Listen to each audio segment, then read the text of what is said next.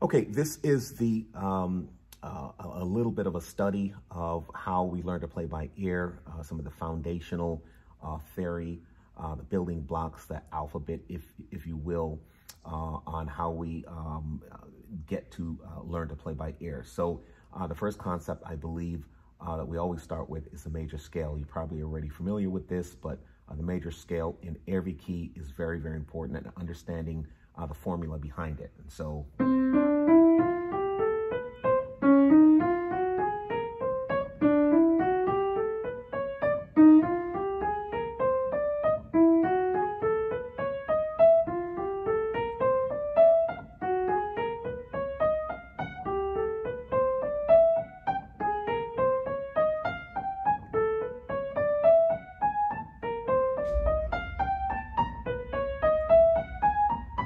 all right, and so basically what you find is that there is a formula of when you go from the whole step to the half step. Of course, from the 1 to 2 is whole, and then half, and then whole, and then half. So that's the formula that you adopt no matter what key you're in, if you're playing the major scale. But then we get to how do we formulate a major chord. C major chord is going to be, if you're counting 1, 2, 3, 4, 5, 6, 7, 8, that terminology is pretty standard. So you're going to take the 1, the 3, and the 5. All right, 1, 2, 3, 4, 5. So 1, 3, and the 5. But you're not just going to play that in what we call the root position, which is what that is. But there is the second position, or what people call the 6-3 position, where you flip that C up top, and then you have this, and then you can play the third position, or what people call the 6-4 position, where you take the E and put it up top. So now you can play it like this. All right. Now, a lot of people will use different positions in order to play the melody on a particular song. Like, for example, if you're playing Amazing Grace, that's root position, 6-3 position, 6-4, 6-3, 6-4. That's the F chord there, the major scale. 1, 3, and the 5. All right, so you can kind of see, and then some people arpeggiate it in order to make it sound nice. So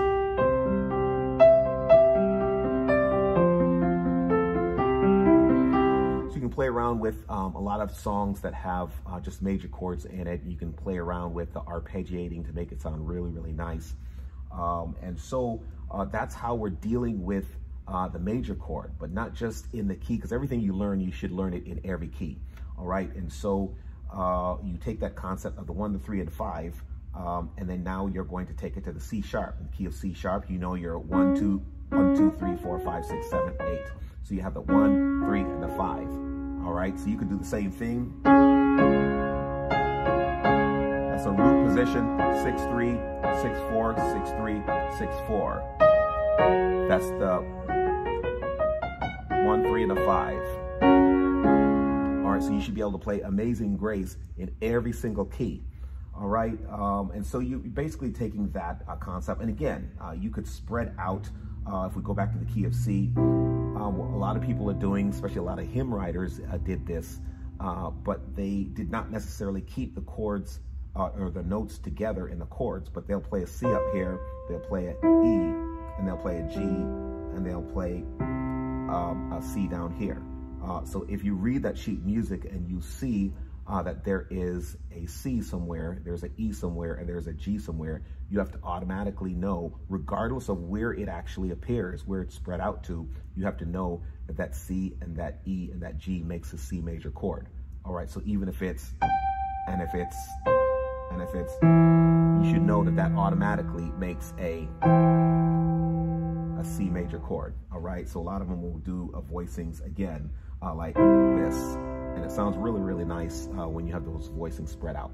So you should really understand the major chord, all of the positions, but also experiment with the spread out voicings as well, and then know them in every single key. In every single key, know them like the back of your hand.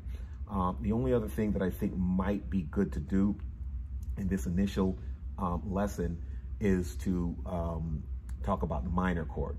Minor chord is not too much different than the major chord because the only thing you're doing is flatting the third. So instead of, you're going to go,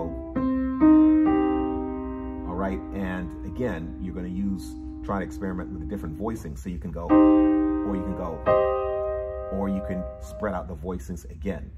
But again, you're not going to just learn the C minor chord, but now you're going to learn the minor chord in every key, and you're going to learn all of the different voicings of the minor chord. So if somebody were to play something like, you would automatically know that that is a E flat minor chord. Somebody were to play that